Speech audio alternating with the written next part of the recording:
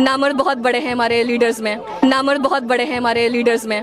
Government हमेशा नामर्दों की बनी है वहाँ पे। सऊदिया नामर्द है, लेकिन सऊदी के जो कुछ हक पसंद लोग हैं वो तो आज भी इमाम के साथ खड़े हैं, वो आज भी रहबर के साथ खड़े हैं। मुल्क नहीं आए हैं, मुल्क के लोग साथ आए हैं। ओमान साथ खड़ा है, यमन साथ खड़ा है, लबनान साथ खड़ा है, इराक साथ खड़ा है।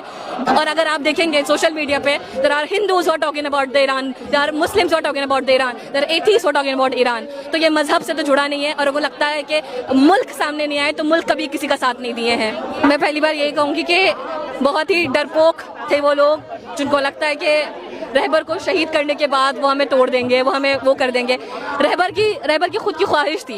इन हिज स्पीचेस सेड कि मैं चाहता हूँ कि खुदा मुझे शहादत नसीब कराए, जाके मैं इस्लाम के हक में, इस्लाम के राह में शहीद हो सकूँ। तो तुमने उनकी ही दुआ कबूल की है, तुमने उनकी वो दुआ कबूल करवा दी है, तो कोई प्रॉब्लम नहीं है हमें। शहादत हमारी नसों में है। हमारे लिए martyred are the most important people, हम उनको कभी नहीं भूलते हैं। और अगर आपको ये बात देखनी है तो करबला एक बार और आप देख सकते हैं। 1400 साल पहले की वो कहानी थी। इमाम हुसैन को कत्ल करने के बाद दे थॉट कि अब कोई उनको याद नहीं करेगा, पर the heroes became the women.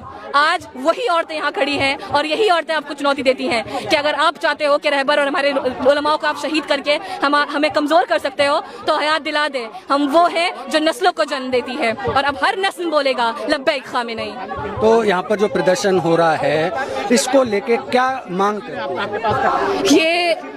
ये वो this is our speech, this is our statement कि अगर आप यहाँ पे हम सब खड़े हैं, you can see people crying, you can see people like breaking apart, लेकिन यही चीज़ है, हमारे दिलों में गुस्सा है, हमारे दिलों में गम है, लेकिन यही दिखाने के लिए हम यहाँ खड़े हुए हैं कि आप हमारे उलमाओं को अगर शहीद भी कर दोगे तो हम कमज़ोर नहीं पड़ेंगे। हम इस रोज़े में यहाँ खड़े होके आप उस हक पसंद आदमी का साथ देंगे जिसने फ़लस्तीन के लिए साथ उठाया, जिसने हर मुस्लिमों के लिए साथ उठाया, जिसने इंडिया की भी बहुत मदद की है। आज हम उसके हक में यहाँ खड़े हुए हैं और ये दिखाना चाहते हैं कि अगर आपको लगता है किसी को रोज़े में शहीद करके तुम बहुत ज़्यादा ताकतवर आदमी हो तो तुमसे बड़ा कमज़ोर और बदनसीब मैंने कभी नहीं देखा है। लेकिन जो इस तरह से अचानक हमला करना और सुप्रीम लीडर को खत्म कर देना, ये अचानक हमला आपको लगता है? The supreme leader was in his office.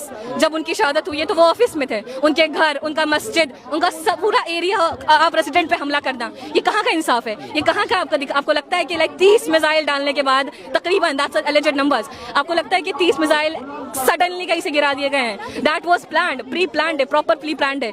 Iran के फॉरेन मिनिस्टर को ओमान बुला के पीस टॉक करना सब बहाना था। They always wanted to attack the Iran. It happened with Iraq, it happened with Libya, it happened with Afghanistan. Numbers खत्म नहीं होंगे, नेशंस खत्म नहीं होंगे जिस नेशन को इसराइल और अमेरिका ने बर्बाद किया है इस झूठे दिलासे में कि हम बस पीस टॉक करना चाहते हैं।